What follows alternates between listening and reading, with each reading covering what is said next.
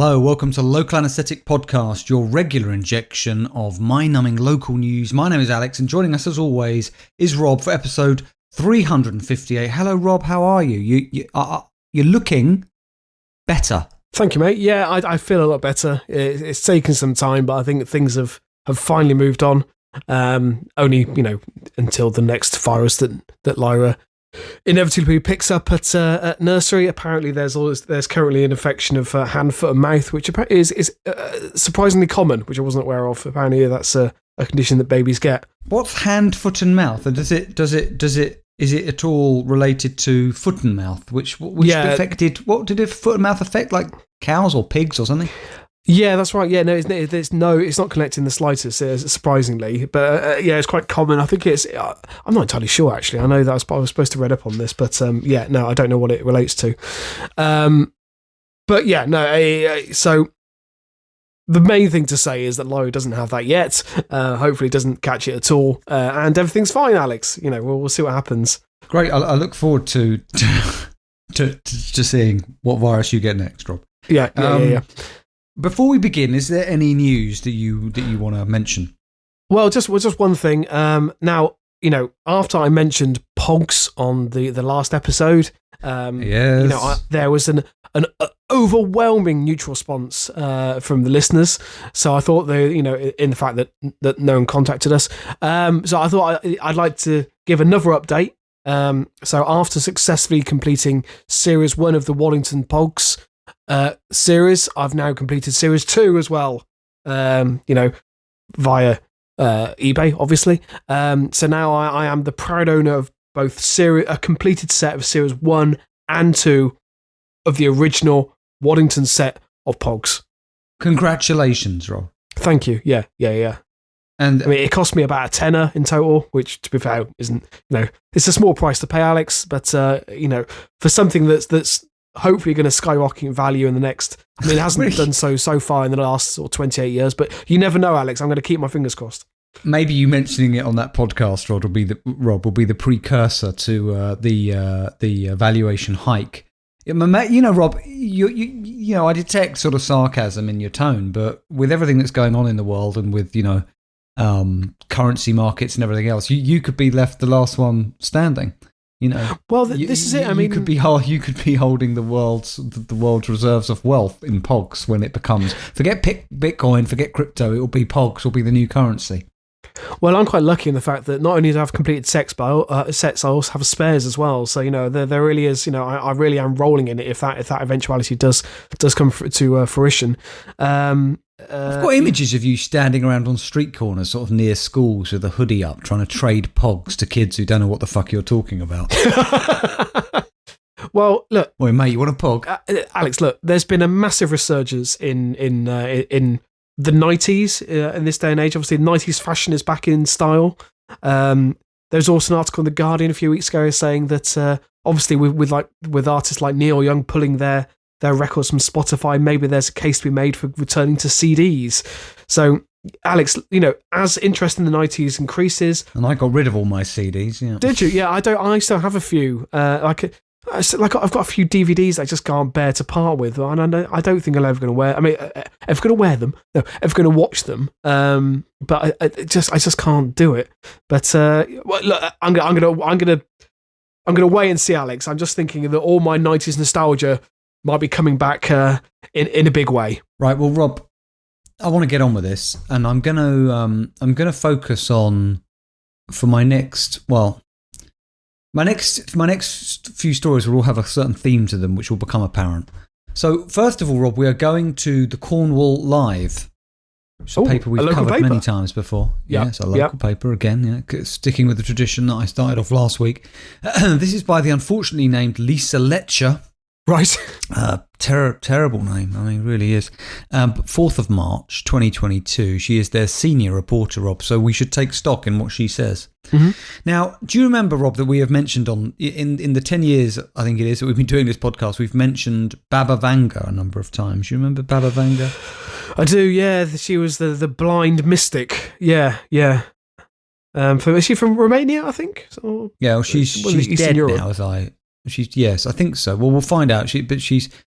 She's not. Yeah, the Bulgarian. You're right, Rob. Bulgarian. Okay. There we go. Headline: Baba Vanga predicted Putin will become, in quotes, Lord of the World, but might be assassinated. Right. Did she really predict this, or was it just some vague, No. some vague predictions she made that could be read that way? Blind mystic Baba Vanga made some ominous predictions about Russian President Vladimir Putin before her death. The Bulgarian mystic, dubbed the Nostradamus of the Balkans, is widely regarded for her prophecies, which many say have been fairly accurate for the past 2 decades, despite the fact she passed away 24 years ago, Rob. Right. Baba Vanga is said to have predicted the 9/11 terrorist attack on the World Trade Center in New York, the Chernobyl tragedy in Ukraine, and Brexit. She lost her sight at the age of 12, and during her lifetime she is said to have developed powers of clairvoyance, and people would seek her out to contact dead relatives and loved ones. Although she made many predictions during her life, she rose to international prominence 4 years after her death when the Russian nuclear submarine Kursk sank in 2000. She predicted Kursk would be flooded, but at the time many believe she spoke of the city of Kursk in western Russia. Okay. Throughout her lifetime, she made a number of predictions about Russian President Vladimir Putin, who, as we know, Rob, has launched an unprovoked war on Ukraine and its people. Among her predictions, Baba Vanga is said to have prophesied that evil Putin, this is the senior reporter's words, not mine, Rob, would one day rule... Rob, hang on a minute. Given how many of this woman's predictions have come true, Rob, I ask you now, Rob, to digest this. Among her predictions, Baba Vanga is said to have prophesied that evil Putin will one day rule the world and that Europe will become, in quotes, a wasteland. Now, as we've left the European Union, do we manage to get out of that prophecy on a technicality? Will we be okay, Rob? I mean, I'm not sure that we can form our own continent, Alex. I mean, I'm sure there are people in this country who'd love to do that, to be an entirely sovereign state, devoid of any sort of association with mainland Europe. But I think we still fall into that remit. I mean, the good thing is, obviously, we have got some water between us and them, but, it's not much. Yeah, I think we still are Europe, technically. No. She also predicted he could be assassinated in an attempt made from within the Kremlin, the citadel of Moscow, home to the government of Russia. Thanks for explaining that, senior reporter. Baba Vanga had told writer Valentin Sidorov that Russia would become, in quotes, Lord of the World. This is her quote. So Rob, you talked about vague predictions and everything. Do you want to hear her prediction? This is it. Yeah, with some trepidation, but that's fine. Go ahead. She said, "All will thaw as if ice. Only one remain untouched, Vladimir's glory, the glory of Russia. Too much it is brought in a victim, nobody can stop Russia." Right, I mean, Alex, it's mainly nonsense, let's be honest. I mean, she can't even speak in proper sentences. For the year 2021, she predicted, in quotes, difficult times, saying a strong dragon would grip humanity and that a cure for cancer could happen. She also claimed Putin would be the target of an assassination attempt made from within the Kremlin. It is said that her predictions look forward, Rob, all the way to 5079, which is the year, Rob, put it in your calendar, that she believes the universe will end. I don't know if we can do a back of a fag packet calculation of how many episodes of the podcast we will have by then, assuming you and I are able to live forever. For the year 2022, Rob, she has envisaged natural disasters, a water crisis, and an alien invasion. So, quite a lot to look forward to there then. God, she was a miserable old cow, wasn't she? Bloody hell. Comments, Bunty Hoven says, "Complete claptrap. I thought this is meant to be a newspaper." So they're disappointed, Rob, to visit the Cornwall Live and yeah. And see this rubbish. Yeah, that's fair enough. Judge Dredd said, "I had a dream of an alien invasion. It left me worried. It would be logical to assume the probes or drones being used to monitor events here are gathering information. Media and governments might acknowledge existence of a threat from aliens if it's apparent, but an old blind woman who died 25 years ago predicting this event may have real relevance." I love how that comment started with "I had a dream." I mean, that's not, I think that there was a really clear distinction that I feel should be made between reality and dreams. Yeah. S1973 says, "Come off it. Everyone knows or should know that Jesus was an alien. It's obvious. Anyway, the sooner it happens, the better. Hashtag assassinate Putin." Wow, okay, fair enough.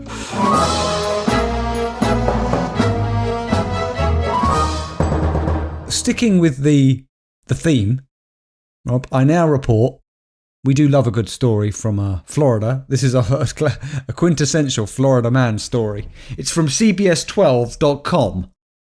And it's from March the 3rd. It's by Gary Detman. Headline: He's going to launch nuclear thermal war. Florida man blames speeding ticket on Putin.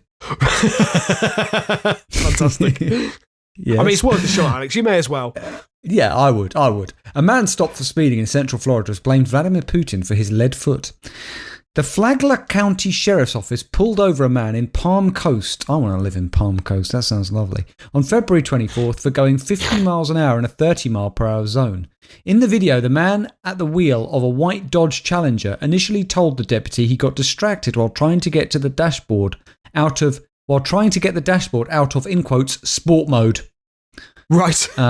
The man then said he wanted to get home. He said, I just found out that he just says he's going to launch nuclear thermal war against the world. I was trying to get back to my house to find out what's going on. I think it was a few Sundays back where I got a notification saying that that Putin had put the nuclear deterrent on standby. Now, I mean, that is a terrifying news alert to receive, without a doubt. I mean, thankfully, I think it was more posturing than anything else. But what do you do in that situation? I was just trying to enjoy a walk around my hometown. We happened to be in a Greek bakery buying some dessert for the evening, and I received this news alert. I mean, you may as well walk out into traffic. What was the name of the Greek bakery? It's called Hellenic. Hellenic? I love the way I seized on the least important bit of information there, Rob. But anyway. Can I just say, by the way, if anyone is in the Bishop Stortford area, I would really recommend the Hellenic Bakery. It is superb. They do some beautiful sweet treats and other pastry items. Just to finish this story, Rob, the driver even ran a stop sign with the deputy sitting right at the intersection. So. Right, brilliant. Talking about Russia putting their nuclear weapons on standby, as it were. So in the West, like over here, and I think in the United States, we have 5 levels of nuclear readiness, as it were, or nuclear, whatever you'd want to call it. It's 5 levels. Yeah, DEFCON 1 to DEFCON 5. But in Russia, they only have 4. In Russia, they only have 4. Hang on, sorry. Is that what that means? DEFCON? Does that relate to nuclear weapons? I never knew. I can't remember. Yeah, I can't remember if 1 is okay. We are now in nuclear war, or 5 is in nuclear war. I can't remember what order it is. Right. But so in Russia, they only have 4. Okay. So the lowest level is where you're just, things are ticking over. You've got your submarines patrolling the waters. Etc. Whatever they call it, it's sort of a bit watchful, isn't it? And then the next stage, which doesn't really mean anything because nothing really changes, which is what he elevated his to, is, I guess it's like, start maybe thinking about this. But the next stage after that is where you actually ready them, you prime them. Right. And then the stage after that for Russia, which we are now in full-on nuclear war. So they have 4 stages, we have 5. See, I want as many stages as possible there, really. I'd prefer Yeah, you need about 56. Yeah. High 40s, you need to start being worried. 50s is when it gets, but low 10s, it's like, hey, we got this nuclear weapons, right? Are they still there?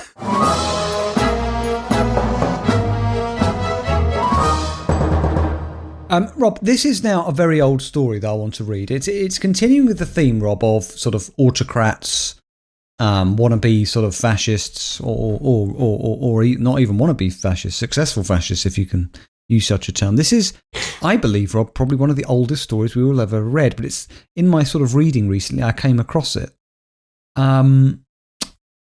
This story, Rob, is from 2011. I mean, that without a doubt is the old story features. Yeah, predates the podcast. 25th of May, it's by the Daily Mail reporter, who understandably does not wish to be named. Mail Online. Now, you might have heard of this already, Rob. I'd never heard of this. It's about the Nazis. I knew the Nazis, Rob, were up to some weird shit, but I did not know anything about this. And this is this isn't just the Daily Mail. This is, I just got this version of it. This is well known. It's on Wikipedia. It's, Okay. Headline: Howl Hitler. Nazis tried to teach dogs to talk and read and claimed one could even discuss religion. Nope, this is entirely new to me, Alex. Yeah. I mean, it does boggle the mind. I mean, it's famously, it's common knowledge, obviously, that the Nazis were looking for the Holy Grail because they genuinely believed there was an occultist segment run by. Was it Goering? I can't remember. It was now. Don't know. It was head of the SS.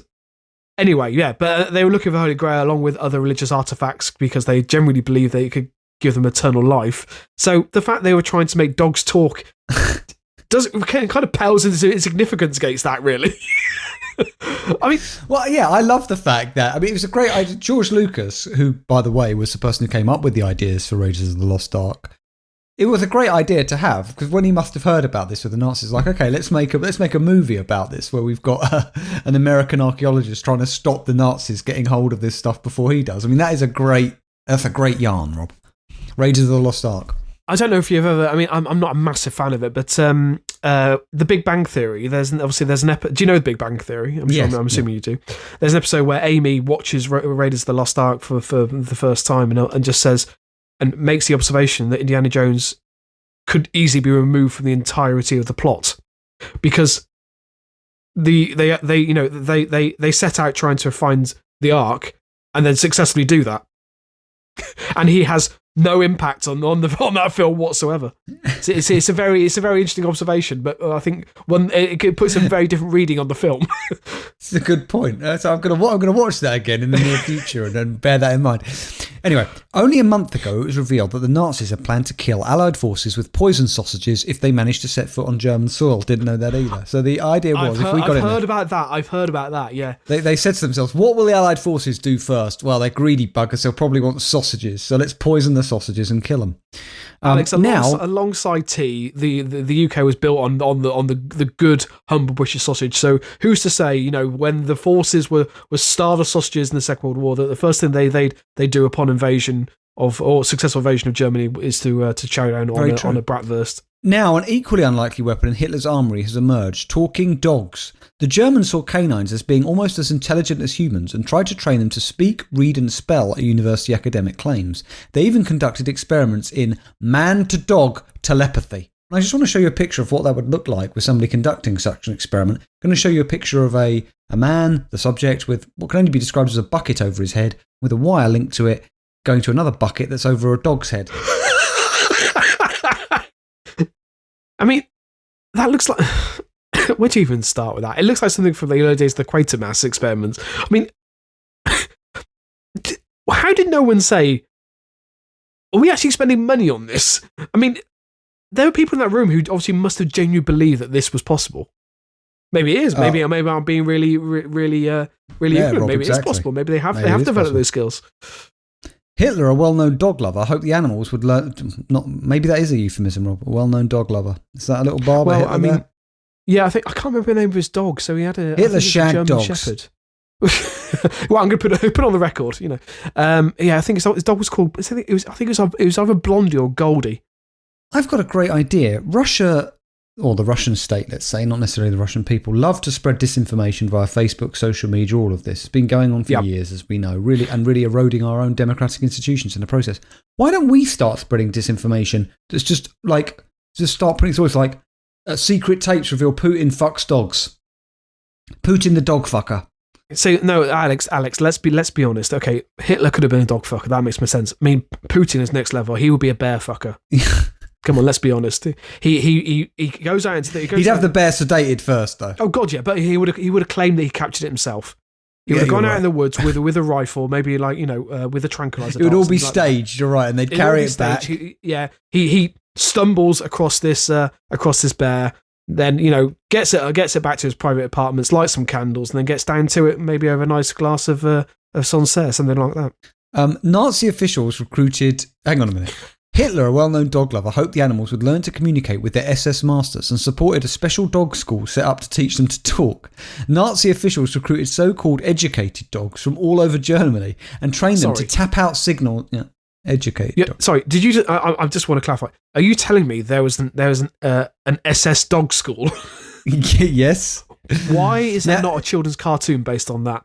Oh my God, I'd watch that. SS Maybe that was school. Yeah, a bit like Dogtanian. Sort of in the way it looks. But a lot darker. A lot darker. And German, not French, of course. Yeah. So look, when they say speak, they don't mean speak as in you or I speak. Really, they mean communicate. So they recruited so-called educated dogs. Can I just say so-called educated dogs from all over Germany should be our episode title. Yeah. And trained them to tap out signals using their paws. Some were said to be able to imitate, Rob, the human voice with one apparently uttering the words "Mein Führer" when asked who Adolf Hitler was. Well, Alex, I mean, there's also that dog on That's Life, that could say sausages. So it's possible that a dog could say "Mein Führer, Heil Hitler." Another was said to have written, in quotes, poetry. No, they didn't. No, they did, Rob. No, yeah, they did.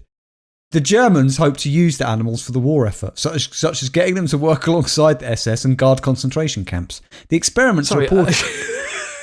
So are you telling me that apparently they thought that the dog's ability to write poetry was really going to affect the British morale? Maybe. Maybe they thought they could get the dogs to write insulting limericks about the... maybe, yeah. As propaganda.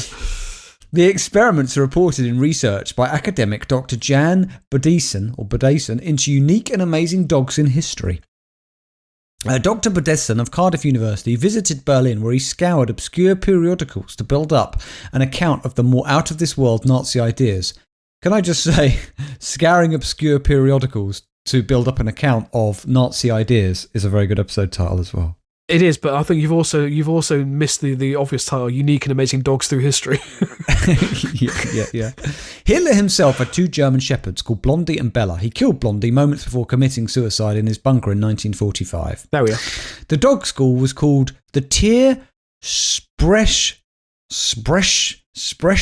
ASRA and was based near Hanover. Led by headmistress Margaret Schmidt, it was set up in the 1930s and continued throughout the war years.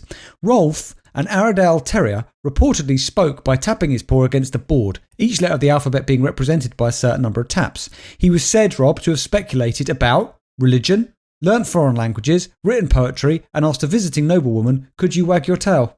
Right. Alex, again, no, he didn't.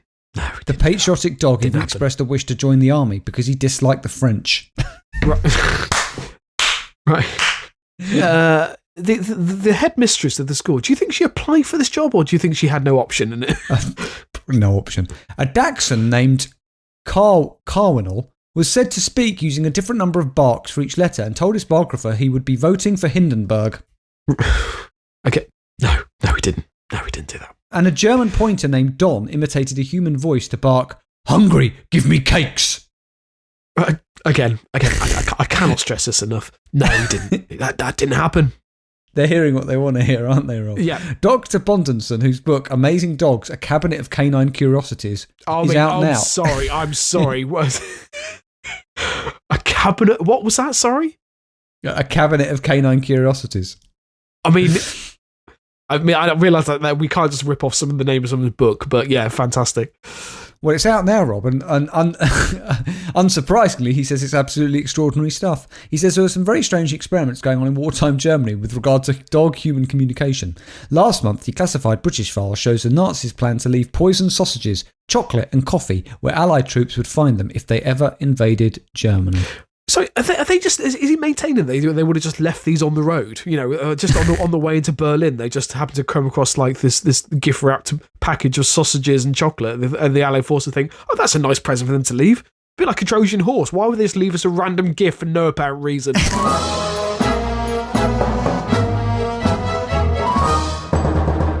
Okay, Rob, you got a story for us, or some stories? Alex, I'm going to continue on your theme, unfortunately, of Russian oligarchs and the evil Putin, as that reporter so eloquently put it.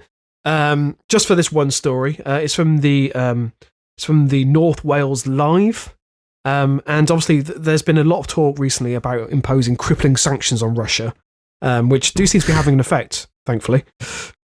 Rob, are you going to talk about the change of name of Chicken Kievs? No. Oh, right. I did have that. Oh, no. But have we been saying Kiev wrong all these years? Yeah, apparently it should be pronounced more like Kiev. But look, I noticed that all the local papers in unison are covering the story of how Sainsbury's has made the very bold, brave, courageous step of saying they're going to rename Chicken Kievs to just Kievs or Kievs in support of the Ukrainian people. And I think that's the thing that will finally push Putin over the edge, I mean, look, I'm all for doing everything we can, but that is just not, it's just completely irrelevant. It's just not going to do anything. That almost feels offensive, actually. In some ways. Yeah, that's what I thought. Yeah, that's what I thought. Yeah. Also, by the way, if anyone's listening from the My London website or whatever papers associated to it, please stop posting fucking articles about London being bombed by a nuclear warhead. This is not funny. It's not remotely newsworthy. So please stop doing it, because I've seen at least 3 stories over the past week. Anyway, sorry, just had to get that out. Right. Anyway, look. Back to the North Wales Live. This is from Andrew Forgrave from the 4th of March. Now, Alex, Wales is taking steps, and I needed to report that, okay? So, major Welsh tourist attraction bans Putin supporters and Russian oligarchs. Major what? A major Welsh tourist attraction. What? Yes. Right. See, I'm not one to normally go on about like virtue signalling and stuff like that, but this seems to me where, like, can you imagine you're one of these oligarchs sitting around, like you've had all your assets frozen and everything else, and then you find out the news that you can no longer visit Wales as a tourist? Yeah. Well, this has gone too far, Vladimir. It's too far. Yeah, I know, Alex, and it's going to be a huge blow, I'm sure. But a large tourist attraction in Wales has banned all Putin sympathisers. Not sure how they're going to police that at the door, but you never know. Yeah, does that include Nigel Farage and people like George Galloway? I like to think they're going to have some strategic questions at the door. Maybe just have you ever visited Russia, and what are your thoughts towards the leader? You have to answer these questions before they give you a ticket. So apparently they banned all Putin sympathisers in protest of the invasion of the Ukraine. Now, obviously, I'm going to pronounce this wrong because it's Welsh, but I think it's Dan Ogov, which is the National Showcase Centre for Wales, said it wanted to take a stance against the appalling act of aggression. So any displaced Ukrainian refugees brought to Wales will be offered free entry to the caves in the Brecon Beacons National Park. Sorry, I thought you said they were going to give them free accommodation, and that. So if you're a Ukrainian refugee, is that really going to be on your mind? Look, we've just managed to get out, but you know what? I do fancy doing something a bit touristy. What about those caves? Well, Alex, you just arrived in North Wales, and that's insulting. That's insulting. Why would you not take in? You've just arrived in a new area. Why would you not take in the tourist attractions, Alex? You get free entry to the caves. You live in North Wales, which is bad enough. At least you can take your mind off it by visiting these spectacular cave system. Also, I think the last thing I'd want to do when I'm suffering the PTSD from the effects of war and my country being invaded is wander around some dark caves. But that's just me. Where you may be living in a few years' time in Wales. Yeah, which may turn into a rudimentary bunker once the bomb drops. Showcase chairman Ashford Price admitted that these were only very small gestures. It goes on to say, it's unclear just how many embassy officials, oligarchs and Putin admirers have ever visited the caves or intend to do so this summer. Mr. Price said, staff at the caves wanted to do something to express their horror at the wanton destruction of the Ukraine. So I think it's a nice gesture, Alex. They've also apparently, they're flying Ukrainian flags at the entrance. There's also going to be a donation box which will go to the Ukrainian Appeal Fund. It's also one of the oldest attractions in Wales. The story goes on a bit, but okay. I think you get the gist of it. I'd admire them more if they said we're going to open up the caves, for people to, camp out in if there is nuclear war. Yeah, I agree. I think that seems like a more practical suggestion, to be honest. But for the time being, they've obviously just banned Putin and any of his admirers from visiting. Anyway, look, I don't know how many Russian oligarchs, holiday in North Wales. Maybe it's a lot. Maybe it's a lot more than I thought. Maybe they enjoy a nice trip to the Brecon Beacons.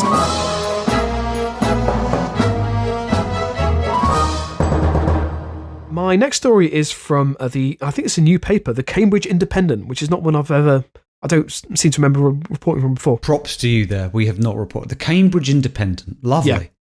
Lovely. I love it when we get a new paper. This is incredible. It is. So the story is by Paul Brackley from the 22nd of January. And the headline is, robot vacuum cleaner makes a run for it at Cambridge Travel Lodge.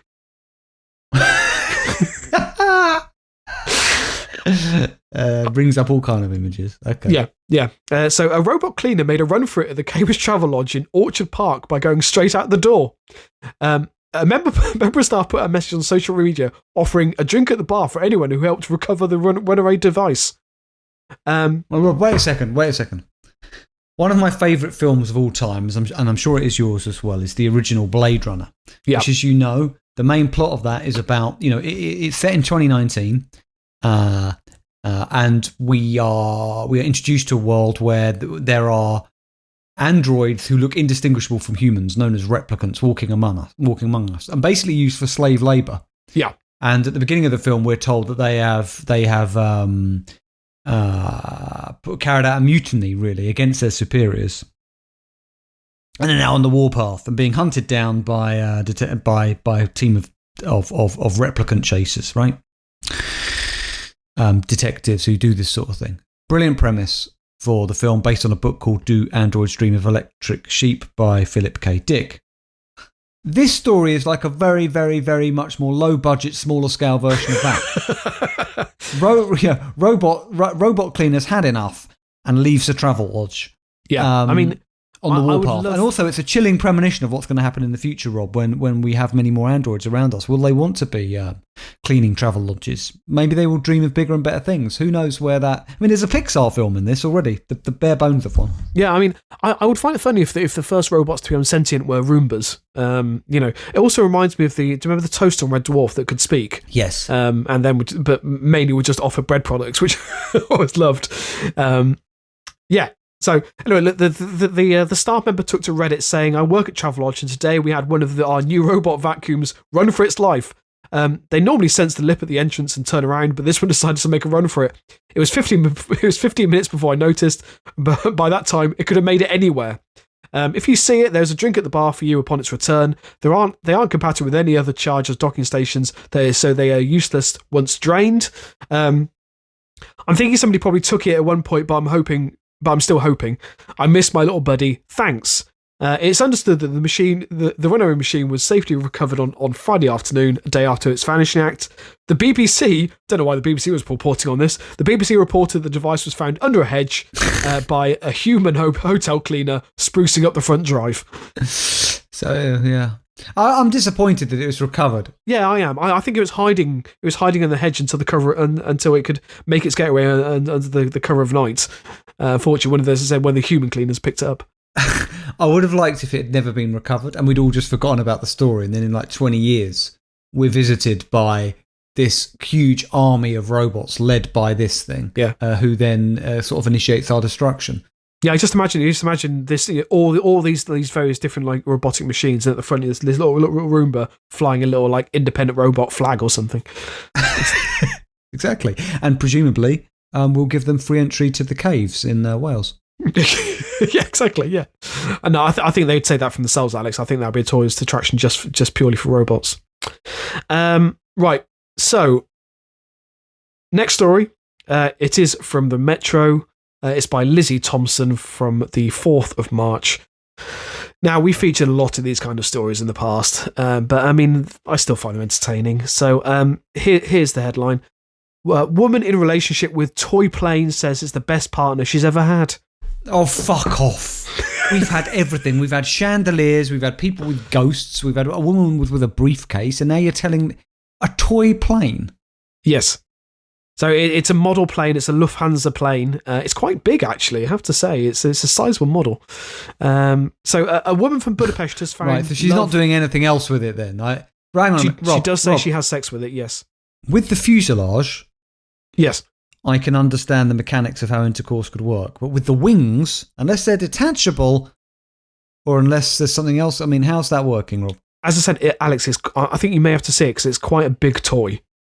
I would say it's Alex. I had to say it's girthy.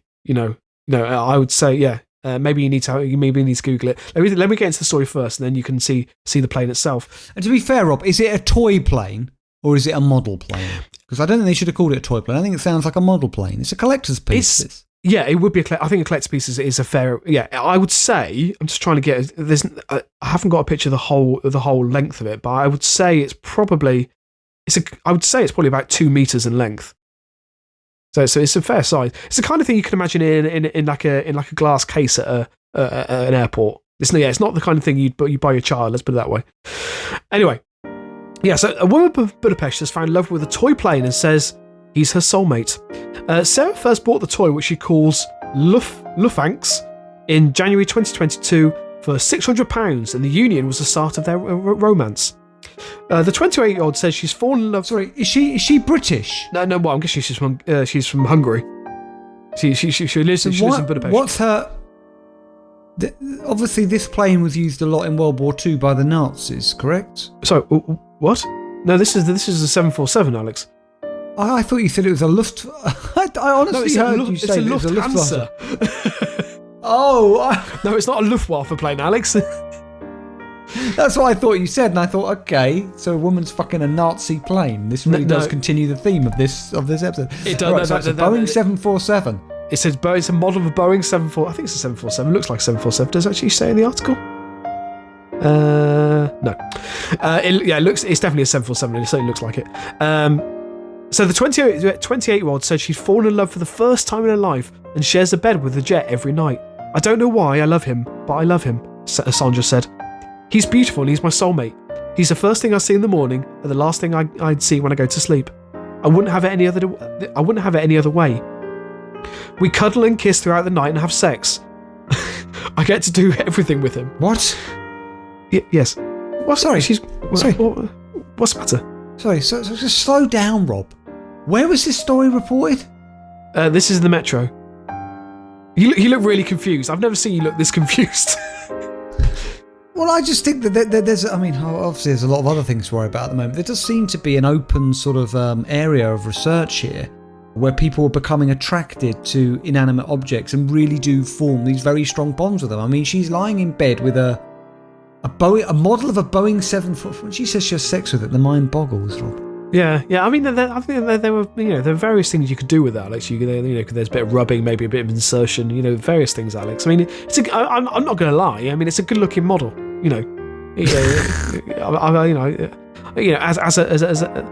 As a model train enthusiast, I can appreciate, I was about to ask, have you ever made love to your train sets? No, they're too fragile for that. They're the kind of thing you admire from afar. Right. It's no requited love. Yeah. Okay. I look at them with lust, and it's not reciprocated. So look, Sandra's loved planes since she was 3 years old, and throughout her teenage years, she planned to pursue a career working with them as an adult. Then, in 2021, she managed to land a job in the aviation industry. Now, Sandra works 5 days a week at the airport, but despite being surrounded by other aircrafts, she says she wouldn't dream of cheating on Lufanx, which is obviously the name for her plane. I did think that this story was going to head in the direction of, her being fired from the workplace for found gyrating up against the inside of a plane on the tarmac, or even the outside of a plane, that kind of thing. But thankfully, that hasn't happened. Well, there is a picture of her at the airport in quite a very pretty dress, reaching up to touch the fuselage of a plane. So I do wonder if there is maybe a slight sexual attraction to the actual planes themselves. Alex, Rob, you've piqued my interest. Hang on a minute, I'm going to have to look this up. Come on, give me the headline. Woman in relationship with toy plane says he's the best partner she's ever had. I'm just putting in woman toy plane. Here we go. All right, Rob. Right, I see what you mean. That is very girthy. Yes. Yeah. I mean, it was £600, Alex. So it's not cheap. It's obviously an investment. I mean, I think it might depreciate considering what she's doing with it, but you never know. Okay. Yeah. She just goes on to say, look, I have something special. I'm not prepared to ruin it. My big love is the LXUCV at the airport, but the work is work. I just do everything at home. The most I do with other planes is just touch and blow a kiss. I'm not too sure if I go back to a human relationship. Planes are more... what a quote. Planes are more reliable as partners. I know I can always speak to him. Is that true, Alex? Are planes more reliable than partners? Well, this is an inanimate object, so it will always be there for her. It'll never let her down. It'll never fly off, as it were. Never indeed fly off the handle. I mean, it's not going to do anything. I mean, it's quite sad, really. But I mean, Alex, I think planes are reliable. They're quite flighty. They're always getting up and moving. It's so I think she needs to get needs to get her priorities right. Yeah, I mean, let's just leave that there. Yeah, I mean, the thing to say is she's in love, and that's all that matters.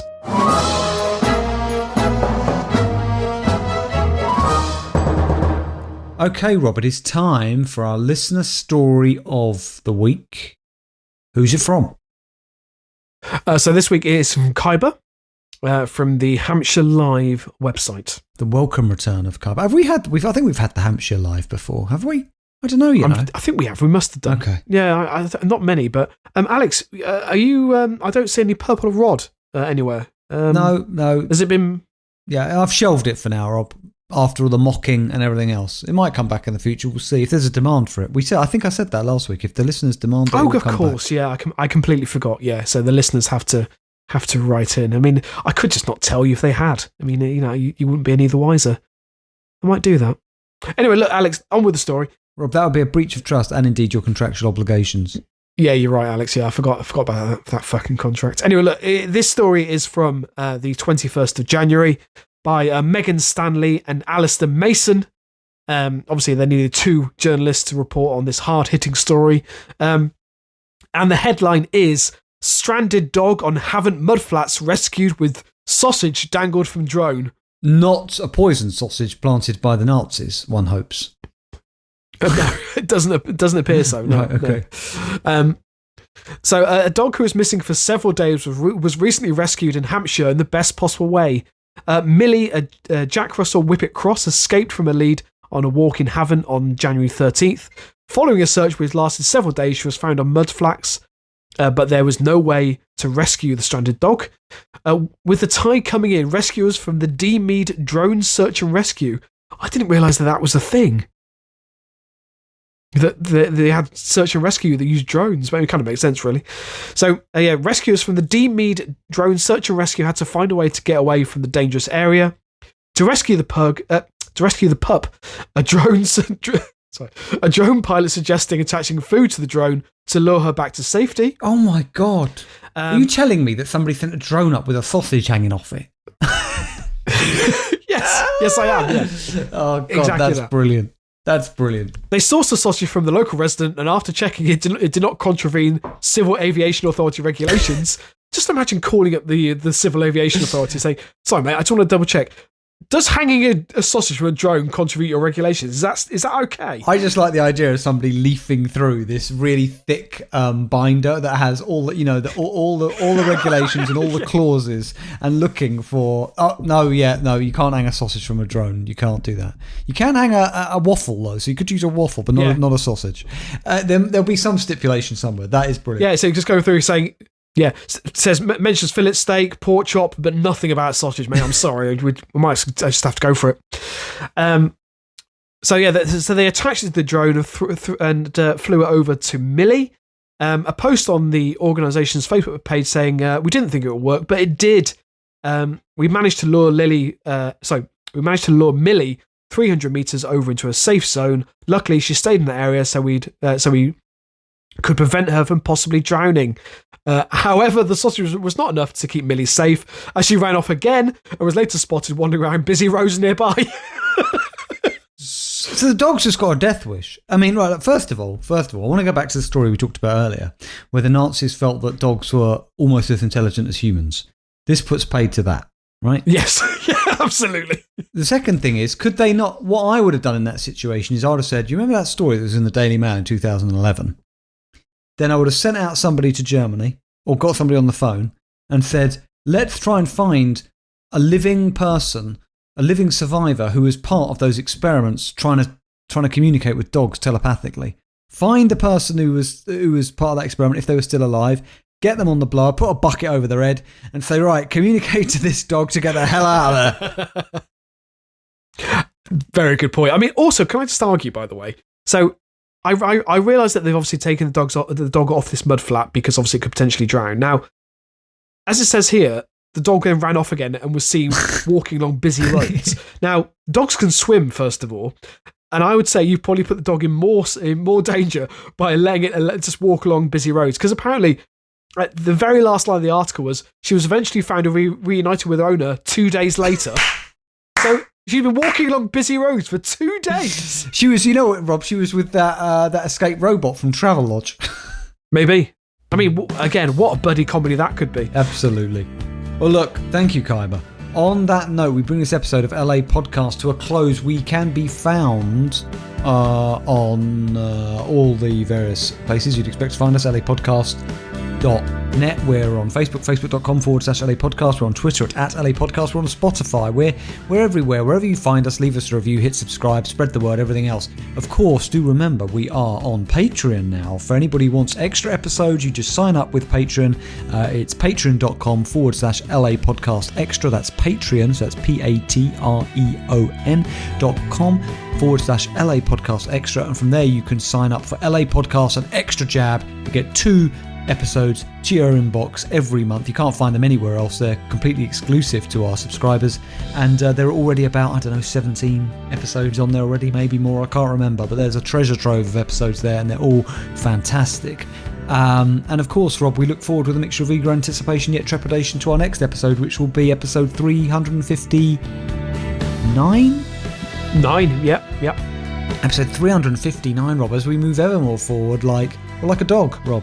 Being lured away from some mudflats by a sausage hanging off a drone, only to be sent into busy traffic and and potentially killed that way instead.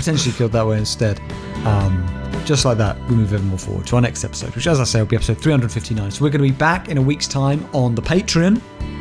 You can head over there, sign up there to listen to the Extra Jab episodes, as I say, £2 a month. And a week after that, we'll be back with episode 359 of the regular LA. Thank you so much for listening, everybody. We've really enjoyed your company. As always, God bless. And keep it local.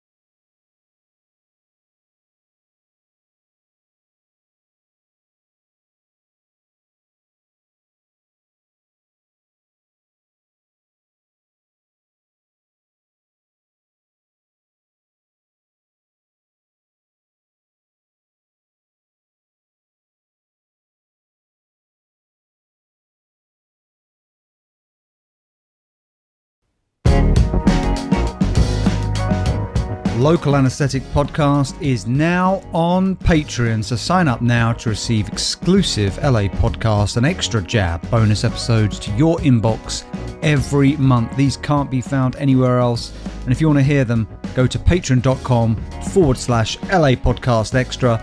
More stories about stupid people doing stupid things. Teacher rushed to hospital after shoving USB cable in his penis. No, fuck off, he didn't. He inserted the cable to measure the length of his penis out of sexual curiosity. What pleasure could you possibly derive from this? I mean, apart from trying it this evening. More stupid people doing more stupid things. Parents ordered to pay 43-year-old son after getting rid of his pornography collection. I just feel bad for the parents, because it seems like the one thing their son has managed to get right is the fact that he has a vintage pornography collection. That's the only thing going on in his life. Well, inside the boxes were films such as Lesbians in Tight Shorts, University Co-ed 25, and 1001 Erotic Nights. What can I see, what I'd like to know is, what was it? It was a University Co-ed 25. Did he have the whole University Co-ed series? And of course, the strangest news stories you've ever heard. Man left baffled after finding whole potato in his bag of kettle chips. What? Dr. Boyce, 38, was watching the deers rut in Leicestershire when he felt peckish and opened a bag of crisps. What a strange... Was he having a wank? Was he? What a strange... So what a strange thing to include in the story. So the journalist went over there. They're like, tell us what happened. He goes, well, I was watching some deers have sex out of my window.